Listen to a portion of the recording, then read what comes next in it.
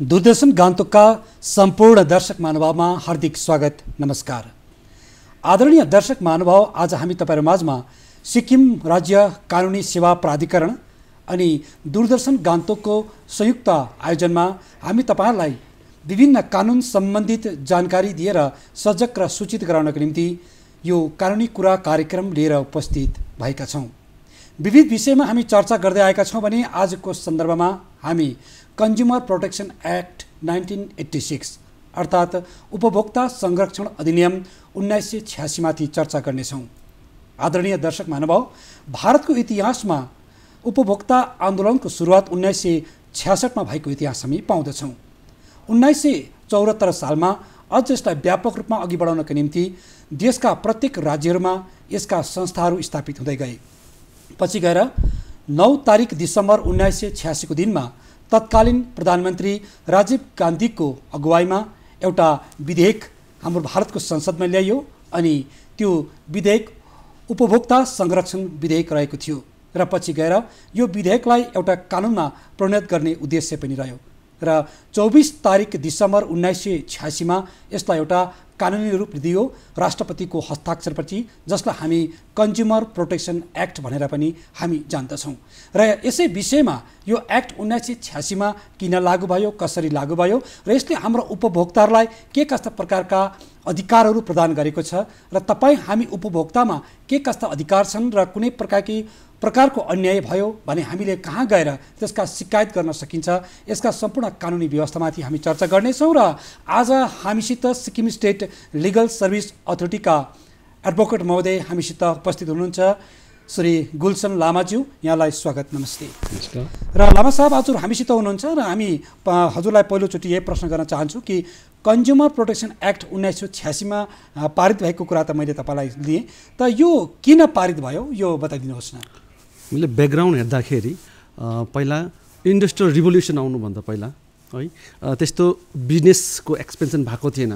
जब industrial revolution भयो अनि international trade and कमर्समा जब जति डेभलपमेन्ट हुँदै गयो त्यसो हुँदाखेरि बिजनेसको एक्सपेन्सन पुरै फैलिएर गयो है।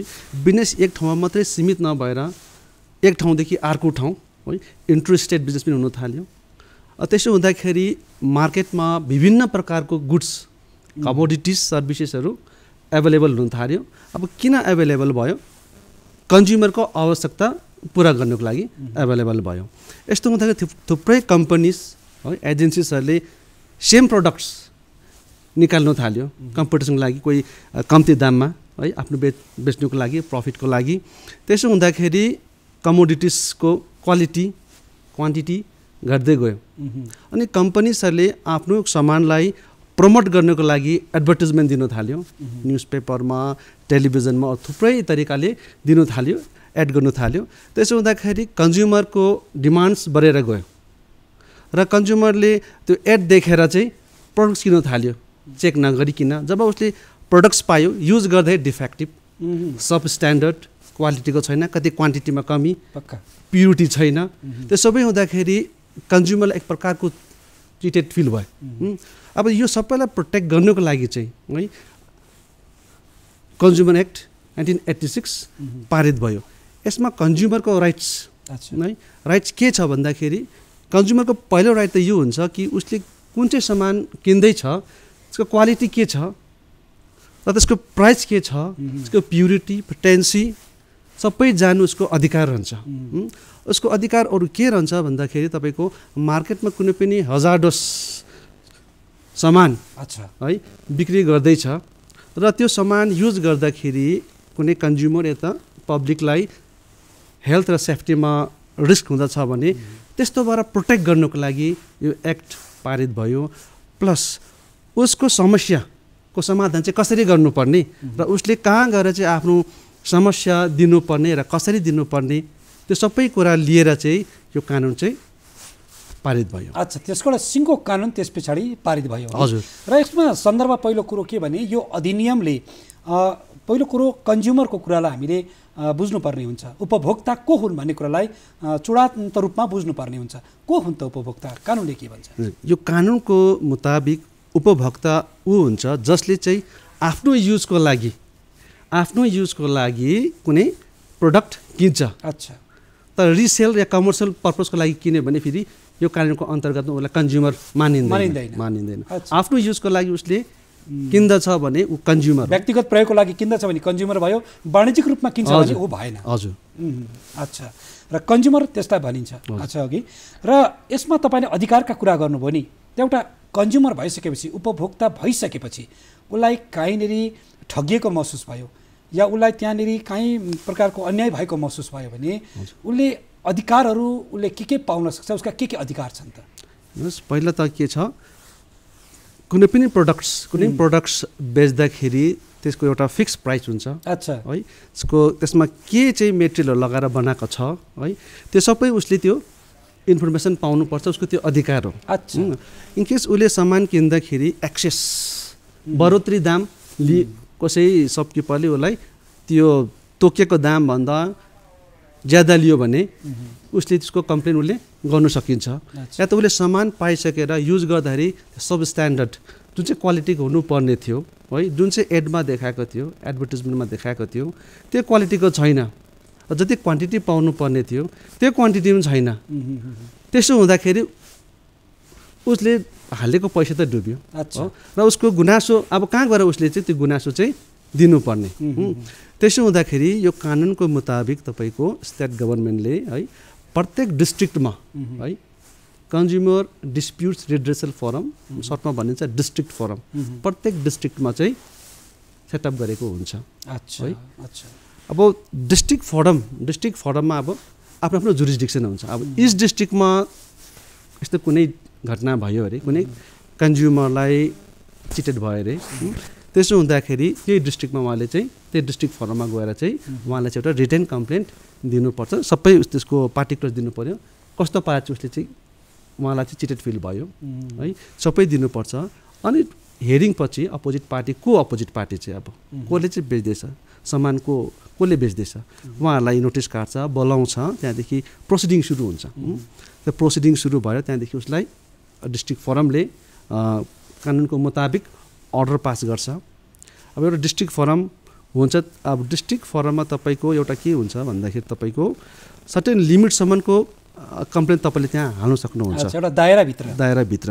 जस्तै मानिलिउँ तपाईँले एउटा डिस्ट्रिक्ट फोरममा तपाईँको अप टु 20 लाखसम्म 20 लाखसम्मको कुनै शिकायत छ भने त कुनै प्रोडक्ट्समा इन्भल्भ छ या त उहाँले केही कम्पनसेसन माग्दैछ, क्लेम गर्दैछ 20 लाखसम्मको छ भने डिस्ट्रिक्ट फोरममा उहाँले कम्प्लेन दिन सक्नुहुन्छ।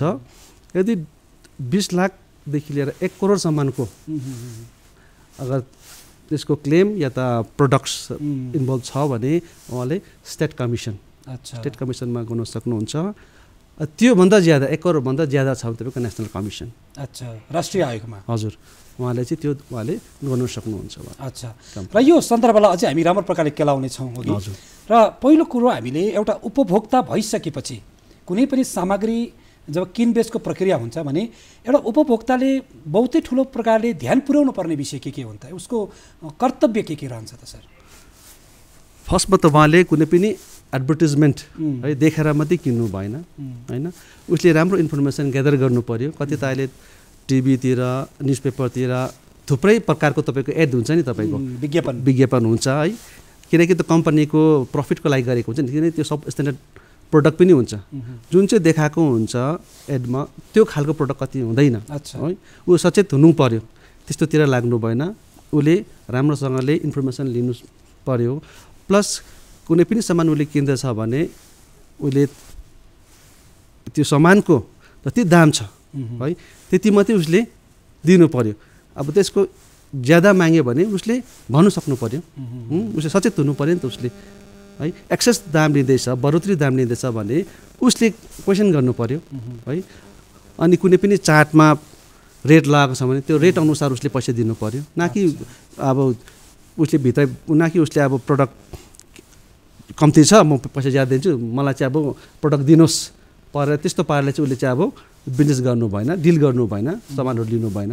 अच्छा, त्यसका पुख्त प्रमाणहरू के लिनु आवश्यक पर्छ होला? जब तपाईँले फोरममा जाँदा हुन्छ त्यहाँ गएर शिकायत दर्ज गर्न सकिन्छ भन्नुभयो नि, त्यसै त फोरममा जान नमिल्ला हैन, राज्य फोरममा या राष्ट्रिय स्तरको आयोगमा गएर कुनै शिकायत दर्ज गर्नुभन्दा पहिला आफूसँग के दस्तावेज हुनु पर्यो त? आफूसँग तपाईँको कुनै पनि हामी फरममा जाँदछौँ भने है या त कुनै कोर्ट या त फरम कुनै अथोरिटीको अगाडि हामीले कम्प्लेन लिएर जाँदैछ भने आवश्यकता के हुन्छ त्यसको सम्पूर्ण विवरण हाम्रोमा हुनु पर्यो प्लस रिसिट हुनु पर्यो के किन्दैछ है कुन चाहिँ दोकानबाट किन्दैछ सबै त्यो हुनु पर्यो ताकि हामीले चाहिँ फरममा गएर चाहिँ आफ्नो शिकायत चाहिँ हामीले चाहिँ प्रुभ गर्न सक्नु पर्यो। अच्छा पुख्त प्रमाणको साथमा चाहिँ जान सक्नु पर्यो र त्यस्ता प्रमाणहरू यदि उहाँहरूसँग छैनन् भनेदेखि फोरममा गएर पनि सही न्याय नपाउन सक्लान्। हजुर र यो मामिलाको जुन जब कुनै पनि तपाईँले जस्तै डिस्ट्रिक्ट फोरम भन्नुभयो होइन स्टेट फोरम भयो स्टेट कमिसन भन्नुभयो नेसनल कमिसनको कुरा गर्नुभयो यो समस्या जब आउँछ शिकायत जब आउँछ समाधान कसरी गरिन्छ?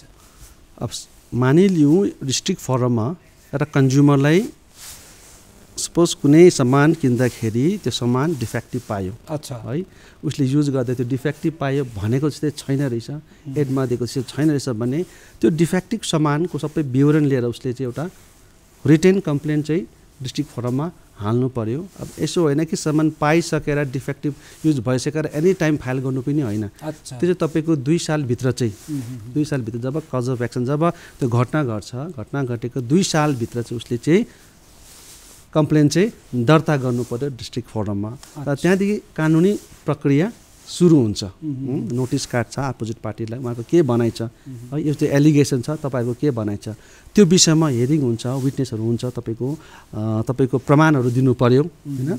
त्यसो हुँदाखेरि अल्टिमेटली प्रमाण तपाईँको शिकायत कम्प्लेन्ट प्रुभ भयो भने डिस्ट्रिक्ट फोरमले के अर्डरहरू पास गर्नु सक्छ भन्दाखेरि एक्टको मुताबिक डिस्ट्रिक्ट फोरमले या त त्यो डिफेक्टिभ गुड्सलाई रिप्लेस गर्नु है नयाँ दिनु जुन चाहिँ डिफेक्टिभ नहोस् अच्छा राम्रो खालको त्यही सामान दिनु या त जति पैसा लगाएको छ कन्ज्युमरले त्यो सामानमा त्यो पैसा फिर्ता गर्नु या त त्यो सामान चलाउँदाखेरि कुनै इन्जुरी या त लस भएको छ भने कम्पन्सेसनको लागि पनि फोरमले दिनु सक्छ। यदि कुनै पनि सामान यस्तो मार्केटिङ हुँदैछ जुन चाहिँ हजार्डस छ है पब्लिकको हेल्थको लागि हजार्डस छ भने त्यस्तो मार्केटिङलाई स्टप गर्नुको लागि फोरमले अर्डर दिनु सक्छ। अनि जसलाई यो अर्डर दिएको छ मान्नु भनेर है यदि उसले यो अर्डरलाई मानेन भने उहाँलाई जेल पनि हुनेको तपाईँको प्रावधान राखिदिएको छ एक्टमा। अच्छा यसमा जस्तो आज अनलाइन सपिङको प्राय हामी व्यवस्थापन भएको देख्छौँ नि हो कि मानिसहरूले प्राय अनलाइन सपिङ गर्छन् र कतिवटा चिजहरू दिल्लीबाट मगाएको हुनसक्छ कुनै पनि चिजहरू अब यहाँ आइपुग्दाखेरि त्यो चिजमा अब त्रुटि भेटिएला होइन भनेदेखि अब यहाँको जो व्यक्ति हुनुहुन्छ उहाँले कसरी शिकायत गर्ने यहीँ शिकायत गर्दा हुन्छ कि या कुन प्रक्रिया? अब एक्टको मुताबिक तपाईँको जुरिस्डिक्सन आफ्नो छुट्टाएको हुन्छ है आफ्नो अथोरिटी दिएको हुन्छ डिस्ट्रिक्ट फोरमलाई। अब दिल्लीबाट तपाईँले यहाँबाट सामान मगाउनु हुँदैछ अनलाइनबाट मगाउनु हुँदैछ भने अब कज अफ एक्सन तपाईँले एउटा यहाँ पनि तपाईँले गर्न सक्नुहुन्छ। अच्छा है तपाईँले जब यहाँ पायो डिफेक्ट चाहिँ पायो यहाँ पनि गर्न सक्नुहुन्छ। आइदर तपाईँले जसको जुन कम्पनीबाट किन्नुभयो है त्यो कम्पनीको बिजनेसको अफिस कहाँ चलाउँदैछ अच्छा त्यहाँ पनि तपाईँले गर्न सक्नुहुन्छ। त्यो 2 ठाउँमा तपाईँले गर्न सक्नुहुन्छ। अब तपाईँलाई कहाँ चाहिँ सुविधा लाग्छ यसको कतिको छिटो फैसला गरिनुपर्ने प्रावधान छ अनि जति डिफेक्ट पाइएको छ भने जो शिकायतकर्ताहरूलाई कसरी न्याय प्रदान गरिन्छ उसले ती सामग्रीहरूको भरपाई कसरी गर्न सक्छ? कुनै पनि डिफेक्टिभ या सब स्ट्यान्डर्ड है या त तल्लो लो क्वालिटीको सामान पायो भने है जब कन्ज्युमरले पाउँछ उसलाई पत्ता लाग्छ उसले डिस्ट्रिक्ट फोरममा जानु पर्यो एउटा लिखित कम्प्लेन लिएर जानु पर्यो है प्रमाणको साथमा जानु पर्यो है। त्यो हुँदाखेरि तपाईँको वान्स कम्प्लेन लज हुन्छ है शिकायत लज हुन्छ त्यो तपाईँको 3 महिनादेखि लिएर 5 महिनाभित्रमा चाहिँ तपाईँको त्यो फैसला सुनाउनु पर्छ है। यदि कुनै कारणवश त्यो समयभित्र डिसाइड गर्न सकेन भने एउटा अर्डर पास गर्नु पर्यो रिजनेबल अर्डर पास गर्नु पर्यो किन चाहिँ अब त्यो समयभित्र चाहिँ त्यो केसको समाधान भएन भनेर त्यो प्रावधान छ। नर्मली तपाईँको 3 महिनादेखि लिएर 5 महिनाभित्र चाहिँ तपाईँको त्यो शिकायतको चाहिँ समाधान हुनु पर्यो।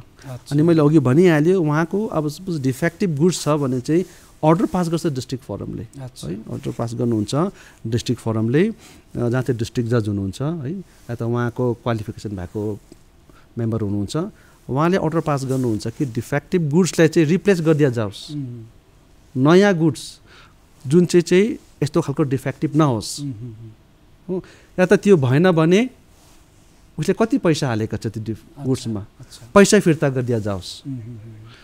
यदि उसले कुनै इन्जुरी या त कुनै लस भएको छ अरे कन्ज्युमरलाई त्यो सामान किन्दाखेरि, त्यसको लागि उसले कम्पन्सेसनको लागि पनि उहाँले भन्नु सक्नुहुन्छ। अनि यो सबै अर्डर डिस्ट्रिक्ट फोरमले दिनु सक्नुहुन्छ। अगर यदि कन्ज्युमरलाई डिस्ट्रिक्ट फोरमबाट है उसले न्याय पाउन सकेन भने चाहिँ उहाँले फेरि अपिल गर्नु सक्नुहुन्छ स्टेट कमिसनमा। अच्छा, 1 महिनाभित्र उहाँले त्यसको लागि पनि अपिलको लागि पनि तपाईँको प्रोसिडिङ छ। अच्छा, 1 महिनाभित्रमा गर्नुपर्छ। हजुर, त्यो मतलब फैसला भइसके पश्चात यसको उसको फेभरमा हुन्छ या कसको फेभरमा हुन्छ होइन, दुईटै पार्टीले गर्नु सकिन्छ। अच्छा, अपोजिट पार्टीको फेभरमा भने कम्प्लेनले गर्न सकिन्छ, दुईटै पार्टीलाई चाहिँ तपाईँको राइट छ अर्को फोरममा जानु, स्टेट कमिसनमा जानु। अच्छा अच्छा, यो जुन हजुरले भन्नुभयो नि कुनै पनि सामग्रीहरू त्यस प्रकारको अब नराम्रो स्थितिमा पाइयो भने त्यसको लागि शिकायत गर्न सक्नुहुन्छ भनेको, यो हरेक प्रकारका सेवाहरूमा सर्भिसहरूमा पनि उपलब्ध यो गराउन सकिन्छ कि? सबै प्रकारकोमा त हामी भन्न सकिँदैन। अच्छा, एक्टको अनुसार कतिवटा सर्भिसेसहरू छ, transportation, electricity, banking services, medical services, योहरूमा नेग्लिजेन्स र सर्भिसमा जुन चाहिँ कमी छ, किनकि यो एजेन्सीहरूले एउटा तपाईँको यो चलाउँदाखेरि उनीहरूको तपाईँको एउटा उनीहरूले पारित गर्छ नि, तपाईँले हाम्रो सर्भिसेसमा चाहिँ यो एभाइलेबल छ। अच्छा, होइन, तपाईँले हाम्रो यो ट्रान्सपोर्टेसनको युज गर्नुभयो भने हाम्रो ट्रान्सपोर्टेसनमा यति फिस छ, यो सर्भिसेस तपाईँलाई एभाइलेबल छ भनेर एउटा पारित गरेको हुन्छ।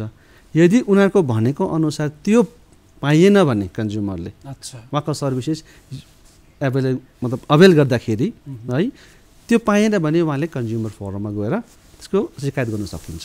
गुड्समा मात्रै नभए त सर्भिसमा पनि आउँछ नि त तपाईँको, मतलब एउटा प्रडक्टलाई किनेर मात्रै होइन, प्लस अरू सर्भिसेस जस्तै मानिलिउँ इन्सुरेन्स, ब्याङ्किङ सर्भिसेस, अरू सर्भिसेस पनि छ है, त्यसमा पनि कन्ज्युमरलाई चिटेड भएको छ भने उहाँले त्यसको अगेन्स्टमा शिकायत गर्न सकिन्छ डिस्ट्रिक्ट फोरममा।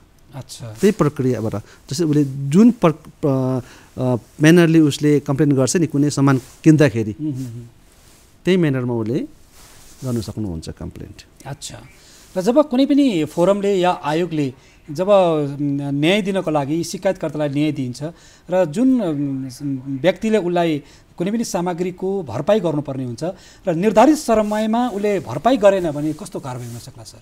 हेर्नुहोस्, जब वान्स अर्डर पास गर्छ है, अर्डर पास गरेपछि एउटा टाइमिङ दिन्छ है, यति दिनभित्र या त यति महिनामा तपाईँले चाहिँ डिफेक्टिभ आइटम्सलाई चाहिँ रिप्लेस गरिदिनुहोस् या त तपाईँले उहाँको पैसा फिर्ता गरिदिनुहोस् या तपाईँले कम्पन्सेसन यति दिनुहोस् भनेर है।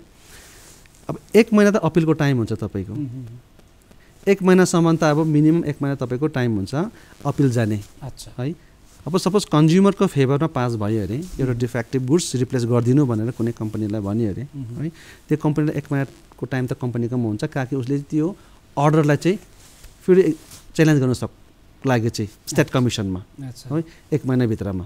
यदि अब 1 महिनाभित्रमा उसले अपिल गरेन अरे त गर्दै गरेन भने त्यो 1 महिनाभित्रमा उसले चाहिँ केस दिएन भने फेरि उहाँले एउटा एप्लिकेसन गर्न सकिन्छ डिस्ट्रिक्ट फोरममा कि चाहिँ यो कारण मलाई चाहिँ अहिलेसम्म मेरो चाहिँ अर्डर चाहिँ कम्प्लाई गरेको छैन र म चाहिँ एग्रिभ छु, अहिलेसम्म मैले पाएको छुइनँ, अर्डरको रिलिफ चाहिँ मैले पाएको छुइनँ भनेर गऱ्यो भने त्यहाँदेखि उहाँलाई जेलको लागि पनि पठाउन सक्छ। अच्छा, गुलसन सर, यसमा आजकल हामी देख्छौँ विभिन्न प्रकारको कालो बजारी हुने गरेको छ हरेक कुरामा हो कि, र कतिवटा मामिलाहरूलाई झट्टैभन्दा झट्टै शिकायत गर्नुपर्ने देखिन्छ, टेलिफोनिक रूपमा पनि उनीहरूलाई शिकायत गर्नुपर्ने देखिन्छ भने यसका लागि कुनै टोल फ्री नम्बरहरू प्रत्येक राज्यमा व्यवस्थापन गरेको हुन्छ? कन्ज्युमर फोरममा तपाईँको नम्बरहरू हुन्छ है, कन्ज्युमर नम्बरहरू हुन्छ, त्यो दिएको हुन्छ, त्योमा फोन गर्दा हुन्छ है। नभएदेखि तपाईँले एउटा सिम्पल तरिकाले एउटा कुनै पनि थानामा गएर पनि कम्प्लेन गर्न सकिन्छ, एफआइआर गर्न सकिन्छ, त्यही मुताबिक त्यो एउटा प्रमाण हुन्छ नि एउटा। अच्छा, त्यो एफआइआरहरू सबै लिएर तपाईँको डिस्ट्रिक्ट फोरममा पछि जान सकिन्छ नि त। अच्छा, सुरुवात त्यहाँबाट पनि गर्न सकिन्छ है। कुनै गुड्स डिफेक्टिभ भयो अथवा चिटेड भयो कुनै पनि कन्ज्युमर भने उसलाई के गरौँ कसो गरौँ भएपछि उसले तत्कालै एउटा जिडी एन्ट्री पनि गर्न सकिन्छ, एउटा कुनै कम्प्लेन थानामा गएर दिनु पनि सकिन्छ। त्यहाँदेखि त्यो कम्प्लेनको त्यहाँदेखि पछि फेरि त्यहाँ एउटा प्रमाण हुन्छ नि तपाईँको, एउटा प्रमाण हुन्छ नि तपाईँको है, त्यो सबै लिएर फेरि डिस्ट्रिक्ट फोरममा जान सकिन्छ। अच्छा, त पुख्त प्रमाणको साथमा जानु पर्यो, किनकि आजको कालो बजारीको सन्दर्भमा मैले निकालेँ। अनि अर्कोपट्टि मिसावटीको जमाना पनि छ। एउटा चिजलाई उनीहरूले सक्कली भनिरहेका हुन्छन्, त्यो चिजमा मिसावट गरिरहेका हुन्छन्। अर्कोपट्टि हेरौँ कतिपय हामी चाय दोकानतिर जान सकिन्छ, फास्टफुडतिर जान सकिन्छ, त्यहाँ उनीहरूले एकदमै बासी चिजहरू दिन सकेको हुन्छ जो मानव स्वास्थ्यको निम्ति खतरा हुनसक्छ। तर ती चिजहरूलाई भोलि लगेर म देखाउँछु भन्दाखेरि त्यसले अलिकति समयलाई पर पुर्याएको पनि हुनसक्छ भने तत्कालै ती कुराहरूमा न्याय पाउनुपर्ने देखिन्छ भने त्यस्ता स्थितिहरू भयो भने उहाँले झट्टै एफआइआर पनि गर्न सक्नुहुनेछ। अच्छा, यसको लागि जनसूचित गराउनका लागि सिक्किम स्टेट लिगल सर्भिस अथोरिटीले पनि धेरै प्रयासहरू गरेको हामी देख्छौँ अघि। तपाईँहरूका कस्ता पहलहरू चल्दैछन् होला त? अब जस्तै हामी भयो तपाईँको मिडियाबाट है, मिडिया तपाईँको मानिलिउँ तपाईँको एडभर्टिजमेन्टहरू दिन्छ, जग्गा जग्गातिर बोर्डहरू टालेको हुन्छ है, कन्ज्युमर अवेरनेस यो फिल्डमा, यो मात्रै फिल्डमा नभएर तपाईँको कन्ज्युमर मात्रै फिल्ड नभएर थुप्रै फिल्डमा हाम्रो legal service Sikkim state legal service अथोरिटीले थुप्रै फिल्डमा भूमिका निभाइराख्नु भएको छ पब्लिकलाई अवेर गर्नुको लागि चाहिँ है, जग्गा जग्गातिर ब्यानर्सहरू होर्डिङ्सहरू लगाएर चाहिँ तपाईँ। अच्छा, र यसमा हजुरको हेराइ दृष्टिकोणमा हाम्रा उपभोक्ताहरू कतिको सजग र सूचित बनेको पाउनुहुन्छ कि उहाँहरूमा पनि केही हेलचेक्राइ भएकोले गर्दा न्याय पाउन केही ढिलाइ हुने स्थितिहरू देखा पर्नुहुन्छ? फर्स्टमा त हामी के भन्छौँ भन्दाखेरि सबैभन्दा प्राथमिकता के हो, कन्ज्युमर चाहिँ सचेत रहनु पर्यो। पक्का। कन्ज्युमर जबसम्म सचेत रहँदैन, जबसम्म उसले उहाँको अधिकार खोज्दैन, तबसम्म त उहाँलाई न्याय दिन त कोही पनि अगाडि बढेर आउँदैन, किनकि ठगी नै रहन्छ। ऊ निडर भएर आउनु पर्यो। अच्छा, उसले आफ्नो अधिकार उसले खोज्नु पर्यो। त्यसो हुँदाखेरि तपाईँको यो जुन चाहिँ अब त अहिले त निकै कम्ती भएको छ है, पहिला पहिला जस्तै तपाईँको धेरै हुन्थ्यो नि तपाईँको डिफेक्ट मान्छेहरूलाई नराम्रो सामान दिएर है, सब स्ट्यान्डर्ड एडल्ट जस्तो तपाईँले भन्नुभयो मिलावटी सामानहरू त्योहरू दिएर कन्ज्युमरहरूलाई ठगिरहेको थियो। तर पहिलाको कम्पेरिजनमा अहिले हेऱ्यो भने कन्ज्युमरहरू धेरै सचेत भइरहेको छ र हामी चाहन्छौँ कि कन्ज्युमर अझै सचेत रहोस्, उहाँको अधिकार उहाँले खोजोस्, ताकि त्यस्तो ब्ल्याक मार्केटिङ कति तपाईँको फ्रड गर्नेहरू चाहिँ अलिक डराओस्। अच्छा, जबसम्म कन्ज्युमर हामी पब्लिक सचेत रहँदैनौँ, हामीले आफ्नो अधिकार खोज्दैनौँ, तबसम्म त न्याय दिलाउनुको लागि त अब कोही पनि बढेर आउनु सकिँदैन होला जस्तै लाग्छ मलाई। अच्छा, र हामी कार्यक्रमको अन्तिम चरणमा आइसकेका छौँ र सिक्किमको परिप्रेक्ष्यमा गर्नु हो भने सिक्किममा सबै हाम्रो समाज इमान्दार समाज देख्छौँ हामी होइन, र यहाँ सायदै त्यति कन्ज्युमरहरू ठगिएको हामीले महसुस गरिरहेका छैनौँ होला कि हजुरले कस्तो पाउनुहुन्छ? अरू स्टेटका कम्पेरिजनमा गऱ्यो भने सिक्किममा त त्यति छैन। हजुर है, त छैन भन्दा पनि कति कम्प्लेन त लस छ तपाईँको डिस्ट्रिक्ट फोरममा, यो कन्ज्युमरलाई कति डिफेक्टिभ गुडहरू है, कमोडिटिजहरू डिफेक्टिभ पाएको तपाईँको भने जस्तै क्वालिटीको नहुँदा है, एक्सेस दाम लिँदाखेरि बढोत्तरी जुन चाहिँ सामानमा भनेको दाम हुन्छ त्यो दामभन्दा बढोत्तरी दाम लिएको कति कम्प्लेनहरू छ। तर अरू स्टेट अरू जग्गातिरको कम्पेरिजनमा तुलना गऱ्यो भने अलिक कम्ती नै पाइन्छ। अच्छा, अझै पनि हाम्रो दोकानतिर बार्गेनिङ गर्ने सिस्टम अझै पनि यथावत छ नि सर?